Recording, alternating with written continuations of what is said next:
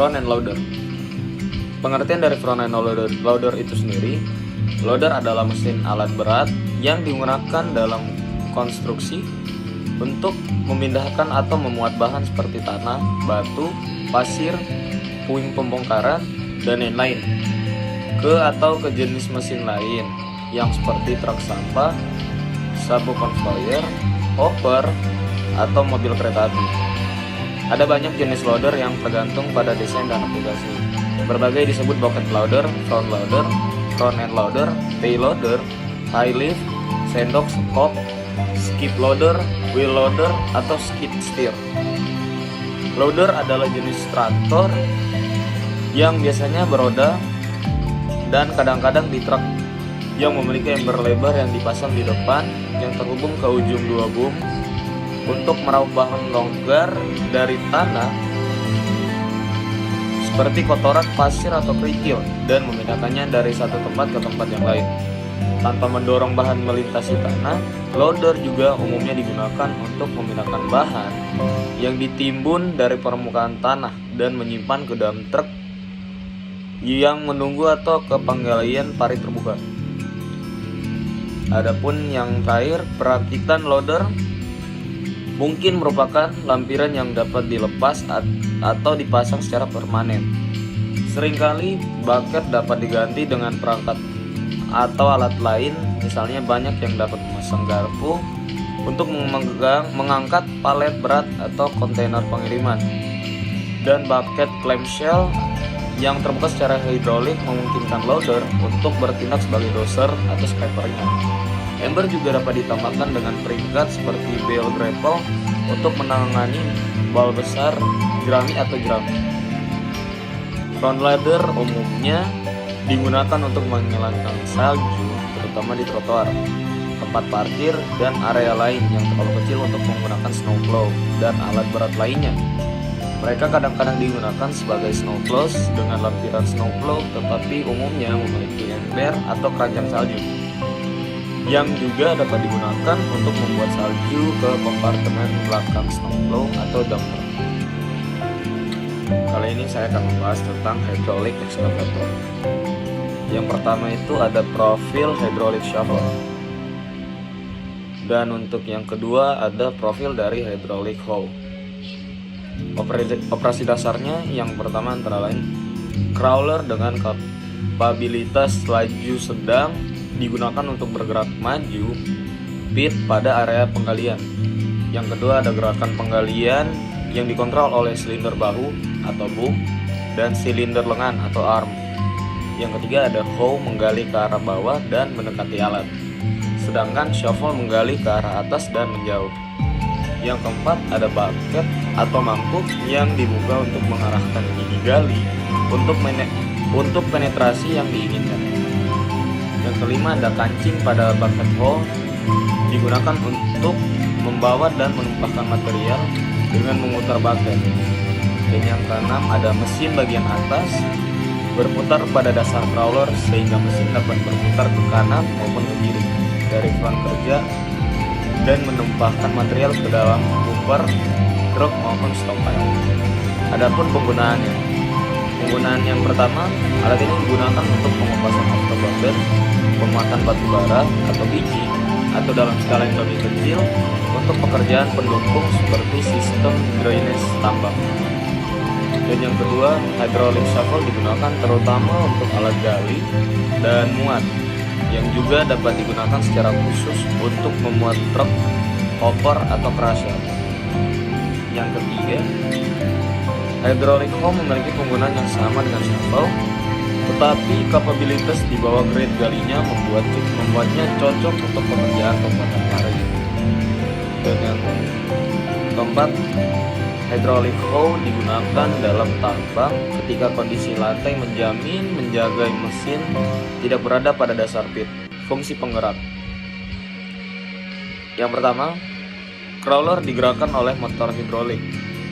Dan yang kedua, pengatur lengan bawah digerakkan oleh silinder hidrolik atau valve. Yang ketiga, pengaturan lengan atas digerakkan oleh silinder hidrolik atau hoist. Yang keempat, pengaturan mangkuk atau bucket digerakkan oleh silinder hidrolik atau resting. Yang kelima, penumpahan bucket digerakkan oleh silinder hidrolik, rotasi alat digerakkan oleh motor hidrolik. Kali ini saya akan membahas tentang bucket wheel excavator. Untuk operasi dasarnya, bucket wheel excavator merupakan alat gali yang bekerja secara berkesinambungan atau terus-menerus, yang bisa dibilang continuous mining. Penggaliannya dilakukan menggunakan lengan atau boom yang pada ujungnya terdapat roda gali besar atau wheel yang dipasangi mangkuk-mangkuk atau bucket. Yang ketiga, boom beserta mangkuk-mangkuknya yang berputar pada rodanya ditekan ke arah material yang akan digali. Yang terakhir, setelah mangkuk-mangkuk terisi penuh, selanjutnya ditumpahkan atau dicurahkan ke ban berjalan dan atau truk. Bisa kita lihat di sini ada volume mangkuk gali dan unit penumpahan material. Untuk operasi kerja BWE sendiri, BWE bekerja dengan cara permukaan material digali dengan mengayunkan roda gali atau wheel yang berputar dengan kedalaman tertentu. Kedalaman penggalian sekitar 0,6 sampai 0,7 kali diameter roda gali. Untuk penggalian BWE sendiri ada 3 tipe, yaitu yang pertama ada full block excavating, yang kedua ada half block excavating, yang ketiga front excavating. Untuk penggalian satu blok penuh atau full block working. Untuk penggalian setengah blok, poinnya yang pertama, BWE bergerak sepanjang permukaan pekerjaan atau working phase. Yang ketiga, arah gerak BWE tegak lurus dengan arah lengan dan ayungan atau swing hanya dilakukan pada akhir permukaan kerja, di mana besarnya sudut swing tersebut sebesar 700. Jarak jalan BWE pada cara setengah blok lebih besar dari jarak jalan pada cara blok penuh. Dan untuk poin yang terakhir, dalam proses penggalian lapisan material, BWE bekerja dibatasi oleh sektor penggalian, di mana dalam satu sektor penggalian terbentuk blok-blok penggalian yang menunjukkan arah gerak BWE tersebut.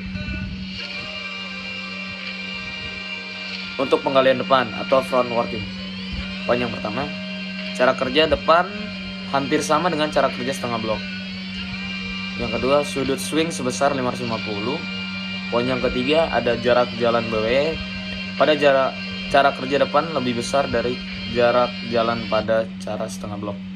Kecepatan penggalian bergantung terhadap kecepatan gerak BWE. Cara kerja depan hanya digunakan bila ingin memperoleh kemiringan yang lebih baik dan hasil galian dengan jangkauan yang maksimum. Yang terakhir, ada cara kerja ini sangat cocok bila menggunakan BWE dengan roda jenis rail atau rail mounted. Kali ini saya akan membahas mengenai conveyor belt. Untuk pengertiannya sendiri, conveyor belt merupakan alat yang digunakan untuk membantu dalam menyelesaikan pekerjaannya. Alat ini bisa digunakan untuk mengangkut unit dalam jumlah yang besar. Fungsi dan konstruksi dari conveyor belt itu sendiri ada yang pertama, sesuai dengan namanya, conveyor belt ini merupakan media yang berupa ban atau sabuk yang dapat digunakan untuk mengangkut beberapa unit dengan kapasitas yang cukup besar. Penggunaan dari conveyor belt ini dianggap lebih efisien karena mampu mengangkut sekaligus bahan dengan dalam jumlah yang banyak. Terima kasih saudara Nasa atas penjelasan berikut adalah materi yang akan saya sampaikan. Yang pertama ada electric super, yang kedua ada trapen, yang ketiga ada threshold drill, yang keempat ada load hold up. Definisi electric super atau biasa disebut sonar, yaitu mesin yang dilengkapi ember dan bertenaga listrik digunakan untuk menggali dan mematahkan batuan yang terfragmentasi dan untuk ekstraksi mineral. Trapen adalah alat untuk mengangkut dan memuat tanah ke alat-alat batu, misalnya ke truk atau ke tempat penyimpanan yang dekat dengan sumber daya. Threshold drill adalah alat untuk pengeboran lubang dengan teknik yang digunakan dalam penambangan, di mana penembusan dan penetrasi secara mekanis pada formasi batuan di sebuah lubang bor. Load hold up adalah suatu alat angkut yang sangat penting, terutama digunakan untuk operasi bongkar dan pengangkutan mineral atau bahan tambang di dalam tanah selama penggalian. Yang pertama ada electric shovel. Kedua alat ini sama saja fungsinya, yaitu untuk mengangkut atau memuat suatu bahan galian ke tempat atau ke alat penimbunan material. Perbedaannya yaitu kalau alat shovel itu berfungsi mengangkut bahan galian atau material yang sudah ditambang, sedangkan stripping shovel yaitu khusus untuk mengangkut lapisan tanah penutup. Berikut karakteristik shovel. Yang pertama, menggunakan listrik. Yang kedua, ada ketinggian pemotongan maksimum kurang lebih dari 10-20 meter. Yang ketiga, ada keterbatasan dalam perpindahan alat. Dan yang keempat, ketinggian penumpahan maksimum kurang lebih 6-13 meter. Yang kedua, untuk dragline yaitu mempunyai fungsi yang sama, yaitu mengangkut material yang soft. Dan perbedaan dari kedua alat ini yaitu walking dragline tidak dapat berpindah tempat, hanya dragline saja yang berpindah untuk mengangkut material. Sedangkan crawler dragline dapat berpindah sesuai material yang akan diambil. Berikut karakteristiknya.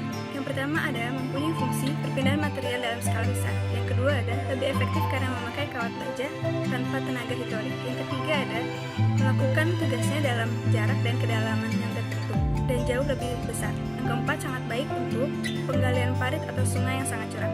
Selanjutnya yang ketiga ada blast hole drill. Perbedaan dari kedua alat ini hanya di rodanya saja. Yang blast hole drill itu memakai roda ban dan yang crawler hanya memakai roda gigi. Karakteristiknya yaitu diameter ukuran lubang hingga 20 inci. Berat alat berkisar 13.600 sampai 136.000 kg. Penggerak utamanya adalah mesin diesel atau listrik. Penggerak tambahannya yaitu hidrolik, elektrik, atau mekanik. Itu untuk crawler mounted drill. Dan yang untuk wheel mounted drill berdiameter ukuran lubang hingga 12,5 inci. Berat alat berkisar 13.600 sampai 54.000 kg. Penggerak utamanya adalah gas dan diesel, dan penggerak tambahannya yaitu hidrolik, elektrik, atau mekanik. Untuk cloud hold'em bisa dilihat dari namanya juga, diesel LHD berbahan bakar diesel, sedangkan listrik LHD tidak menggunakan bahan bakar tetapi digerakkan oleh listrik. Karakteristiknya yaitu yang pertama adalah dapat melakukan sekaligus pemuatan, pengangkutan, dan penumpahan. Yang kedua adalah dapat mengangkut material dalam jumlah yang banyak. Yang ketiga yaitu dimodelkan sesuai dengan ketinggian dan kedalaman daerah tertentu. Yang keempat ada bakat dirancang untuk kemampuan muat dan daya tahan, struktur yang optimal. Ini kita berlanjut ke operasi dasar dan penggunaan. Untuk electric shovel ada 3 operasi dasar. Yang pertama, electric shovel masuk dari tengah di antara kedua dump truck dan memuatkan material atau bahan galian terhadap dump truck. Artinya elektrik tersebut diam di tempat dan tidak berpindah kemana-mana. Yang kedua yaitu electric shovel dapat berpindah-pindah tempat ke tempat lainnya dan hanya memuat satu dump truck yang ada di sebelah kanan ini. Dan yang ketiga, electric shovel masuk dengan mengangkut material dan memuatkannya ke dump truck secara berkala. Berikut ada penggunaannya. Yang pertama adalah shovel elektrik umumnya lebih cocok untuk kondisi penggalian. Yang kedua ada shovel listrik memiliki kecenderungan jangkauan yang lebih panjang. Yang ketiga ada alat ini digunakan untuk kegiatan pengupasan, overburden atau biji. Yang keempat ada penumpahan material umumnya ke dalam truk atau hopper.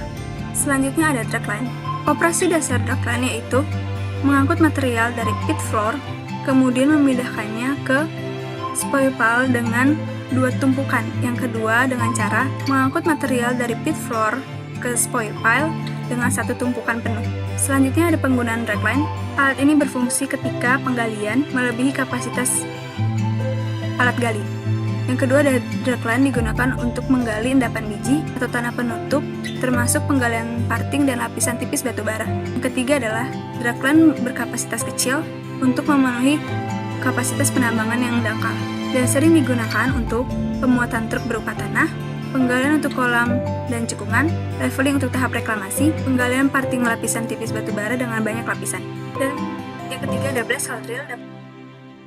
Dapat dilihat dari gambar bahwa alat ini masuk terlebih dahulu ke dalam tambang bawah tanah, kemudian dimuat dan dilakukan pengeboran agar material tersebut atau bahan galian tersebut dapat dimasukkan bahan peledak. Kemudian akan terjadi ledakan yang menghasilkan penetrasi batuan, kemudian dilakukan ventilasi udara. Setelah mendapatkan bongkahan material, barulah dimuat atau diangkut ke permukaan tanah. Penggunaannya yaitu ada 4, yaitu pembongkaran jalan raya, pengambilan bahan batu galian, pembuatan terowongan, dan pembuatan waduk. Yang terakhir ada load hold dam, yaitu operasi dasarnya sederhana, yaitu load hold dam berada di manuver, kemudian berjalan menuju material yang akan dimuat atau diangkut, kemudian berjalan mundur dan menaruhkannya ke truk conveyor, dan truk conveyor tersebut membawa deposit dari tambang bawah tanah ke atas permukaan tanah dan dilanjutkan ke pabrik pengolahan. Nah, penggunaannya yaitu ada 3: pemuatan, pengangkutan, dan penumpang.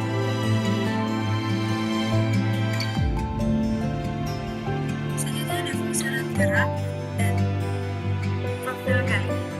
Pertama ada electric shovel, bisa dilihat ada mangkuk, pintu mangkuk, batang mangkuk, point shaft, lengan, shipper shaft, saddle block, kabel suspensi, katin, kerangka A, rumah mesin, kerangka putar, teknik putar, bagian bawah mesin, kotak pemberat, dan kerangka samping rantai.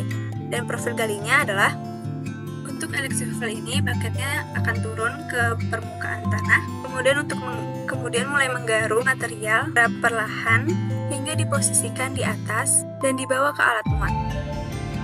Yang kedua ada dragline, komponennya atau alat fungsi geraknya yaitu ada walking champ, walking shoe, top, revolving frame house, frame, mast, boom, suspensi cables, boom point shaft, hassle, hoist cable, hoist chain, dam cable, drag cable, bucket, drag chain, dan firehead. Profil gali dari dragline ini yaitu dengan cara menggunakan hoisting yang diturunkan untuk mengambil material melalui bucket, kemudian bucket tersebut ditarik lagi dengan hoisting dan dimuat ke tempat atau ke alat muat angkut. Dan yang ketiga ada blast hole drill. Fungsi alat gerak atau komponennya yaitu ada feed motor, lifter, drill reed, button bit, drill hole, boom cylinder, track, air motor, sprocket, distributor, swing cylinder, dan air hose pipe.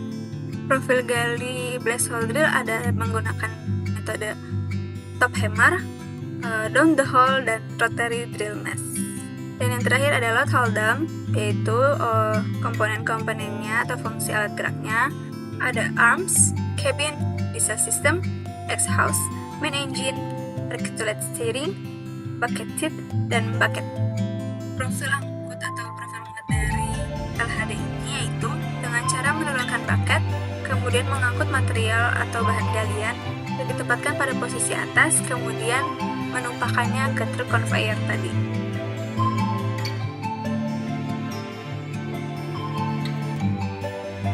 Materi terakhir yaitu pemilihan alat. Pemilihan alat untuk electric shovel yang pertama ada produksi. Dari segi produksi, yang pertama ada material swell, yang kedua ada berat unit material, yang ketiga ada besar grip, yang keempat ada kondisi tanah, dan yang kelima ada derajat swing.